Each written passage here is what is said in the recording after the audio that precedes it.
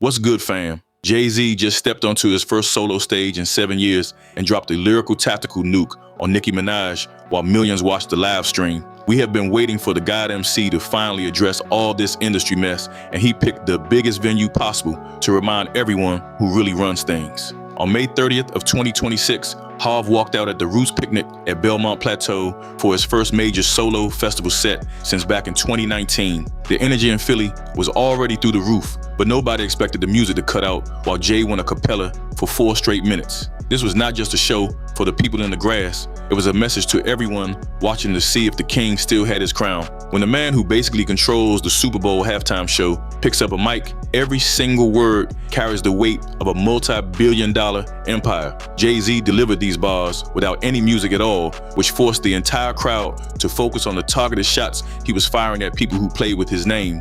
I'm sure most of you remember last week Saturday, Jay-Z popped out at the Roots Picnic and had a freestyle. During that freestyle, he went at Nicki Minaj, Kenneth Petty, and their son. This power move felt like a final warning for the entire rap game, and the message was clear that some artists have officially worn out their welcome. The silence at Belmont Plateau was heavy while Jay-Z paced that stage, and you could tell he was just waiting to drop a lyrical Rico on the competition. By taking away the beat, he made sure that everyone heard every single shot he was firing to reclaim his throne with total authority.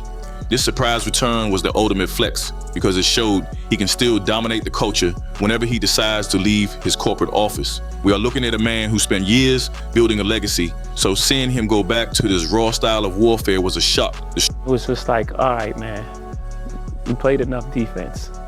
2026 is all offense. The stream went viral in seconds, and social media started melting down once people realized Hov was not just rapping, he was actually setting the record straight. He looked completely at home even without a drum loop, and that kind of confidence only happens when you have the receipts to back up your talk. This was the moment the industry understood the quiet period was over and the gatekeeper was back to handle some serious unfinished business. The most savage part of the night happened when Jay-Z turned his focus toward Nicki Minaj and her husband Kenneth Petty with a move that felt deeply personal. Hov usually stays in his business lane these days, but he broke that character to attack Nicki's family situation in a way that left the crowd completely stunned. The line blowing up the internet is when he said her man cannot pick up their kid, which was a direct shot at Petty's legal restrictions. Here's what Tasha K had to say.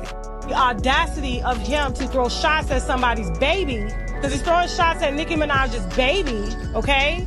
When there are pictures floating around of his baby.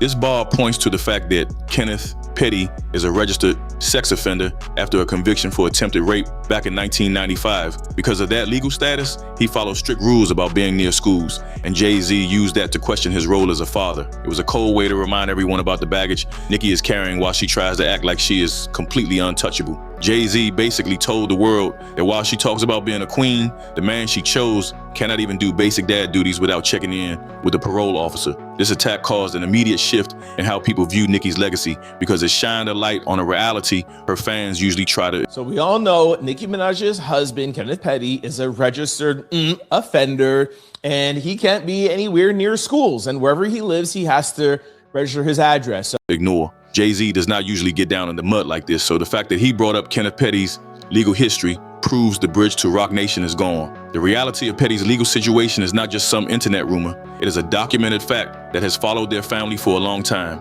By weaponizing this info in a freestyle for millions of people, Jay-Z made sure that the stigma would stick to her name forever. This was lyrical warfare on a personal level, and it felt like his response to Nicki claiming the entire industry is out to get her. Jay-Z basically confirmed that the industry is not just against her, they are looking down on the personal choices she has made. After you got hired, after they gave you a check, after they gave you again, the NFL paid Jay-Z to be a cultural regulator. It was a masterclass in how to take down a rival by using their life against them, and it proved Hov still knows where to aim when it is time to do damage. Jay-Z really took it there by digging into the legal drama surrounding another rapper's marriage, which shows he is officially done with the social media games. This specific bar was a loud reminder that levels exist in this industry, and some people are not even on the same planet as the legends. While Jay-Z and Beyonce stay winning as the golden couple, Nicki is stuck dealing with endless legal paperwork and travel bans that keep her grounded. The contrast between those two lives was the real message of the freestyle, and it honestly made Nicki look smaller than we have ever seen her. Make some noise for the motherfucking queen, for the reason that we out here on this stage. Pink print coming soon. Make some noise for Nicki motherfucking Minaj and this shit. Roc Nation is clearly finished playing nice, and they are ready to go to the darkest places possible to keep their spot at the top. The fallout from these bars has already shifted the energy of the whole game before summer even starts, and Harv is not done clearing the board yet. He showed the world that he can still end a career with a few sentences, and Nicki just found herself on the wrong side of power. Jay-Z moved from the personal shots to the political scene, and he had plenty to say about Nicki joining the MAGA movement over the last 12 months. We all watched her show up at those Turning Point USA conferences and get close with the Donald Trump camp, but Jay-Z is calling that move a massive temper tantrum. His lyrics about not having rappers as opposition because he deals with MAGA Republicans were a direct hit on her new friends. Jay-Z is saying Nicki is so desperate for a win that she will align with anyone just to spite him, even if they do not care about the culture. I don't know if it's helpful to our growth. It's too far. It's like bringing people kids in. I don't like that. You know, maybe I've grown in a space that probably, you know, I sound like the old guy. Suggested her political shift is just a reaction to being passed over for the Super Bowl halftime show year after year. Instead of looking at why the NFL does not want her on that stage, she ran to the other side and started acting like a political activist. The freestyle makes this whole pivot look like pure desperation rather than a real belief in any policy or leadership. It is wild to see a rapper who used to run the streets now trying to explain conservative values just because she did not get to perform at a football game. Jay-Z pointed out that this is a weak move and it proves she is running out of options in the industry she used to dominate. He made it clear that while she plays chess with politicians, he still holds the keys to the kingdom she actually wants to be in. This part of the freestyle felt like a billionaire reminding a former employee that they are never getting their job back, regardless of who they hang out with on the weekends. By framing her political circle as a group that is just using her for a headline, he took away all the power she thought she was gaining. This was a high-level roast that went way beyond rhyming and hit on the fact that her brand is currently falling apart. Before we move on and see how Jay-Z absolutely dismantled Drake's Janice line, tell me if y'all think Harv is right about Nicki's brand falling apart, or if she's actually making real power moves with these politicians. But if you're trying to make young music and you're not young, it's gonna be inauthentic and people can feel it, you can smell it.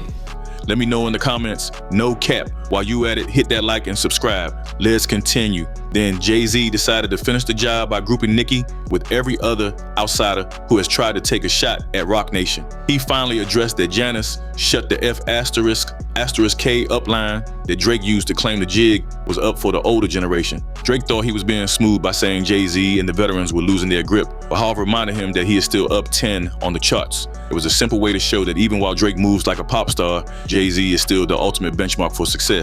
He did not need a long explanation because the numbers and the legacy speak for themselves. By dismissing Drake so easily, he made the sixth guy look like an obsessed fan who is just mad he cannot sit with the adults. The vibe shifted into something way more aggressive when Harv brought up the comments Ye made back in 2025 about Rumi and Sir. Everyone knows that Jay-Z does not play around when it comes to his kids, and he sent a direct message that he would tear into Ye if he ever went there again. And we all got mad at Kanye West when he started alluding to the fact that their kids, not Blue Ivy, but the twins, were not on the up and up.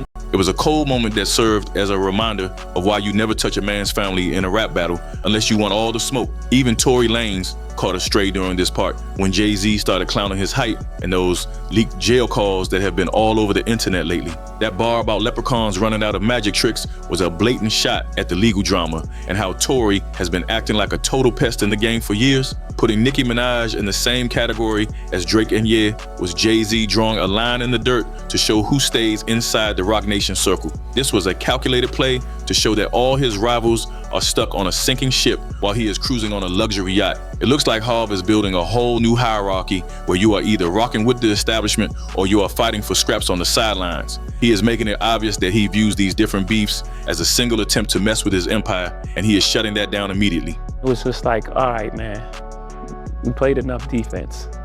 2026 is all offense. Switching from one name to the next without even breaking a sweat proved that he has been observing the whole board and just waiting for his turn to move. This freestyle felt like a loud announcement that the Roc Nation and NFL partnership is the only power dynamic that matters, and everyone else is just background static.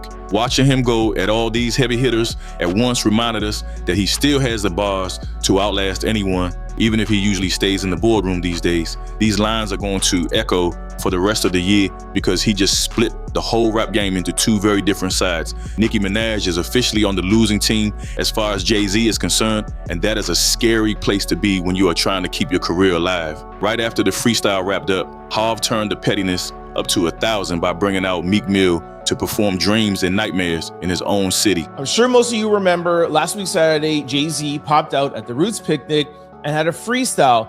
During that freestyle, he went at Nicki Minaj, Kenneth Petty, and their son. That transition was a genius move that showed everyone Jay-Z is tight with her ex while he was basically laughing at her situation in her own backyard. Seeing Meek Mill on that stage was the visual proof that the real industry giants have finally chosen their side in all this drama.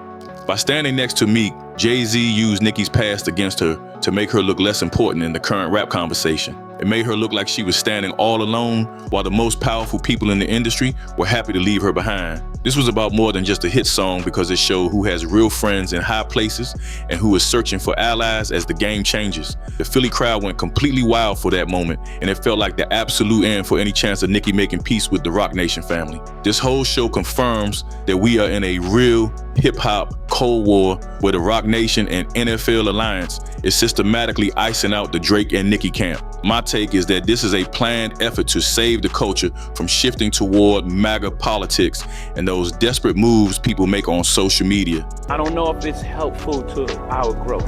It's too far. It's like bringing people kids in. I don't like that. You know, maybe I've grown in a space that probably, I sound like the old guy. We watched Nicki try to do some damage control on June 13th by appearing at the FIFA World Cup with Kenneth Petty, but that photo op could not hide the truth Jay-Z already put out there. That appearance looked like a desperate attempt to show they were united while the most powerful man in music was busy banning her from the biggest stages. My prediction is very straightforward, and that is that Nicki Minaj will never get to headline a Super Bowl as long as Jay-Z is running things with the NFL. Jay-Z isn't just some rapper chasing rhymes anymore. Since he acts as the entire board of directors for the legacy of hip-hop, the man has the authority to choose who makes it into the history books and who gets erased, and he just slammed the gate shut on the queen of the barbs. That freestyle was the formal notice that her era is over. After you got hired, after they gave you a check, after they gave you the NFL paid Jay-Z to be a cultural regulator.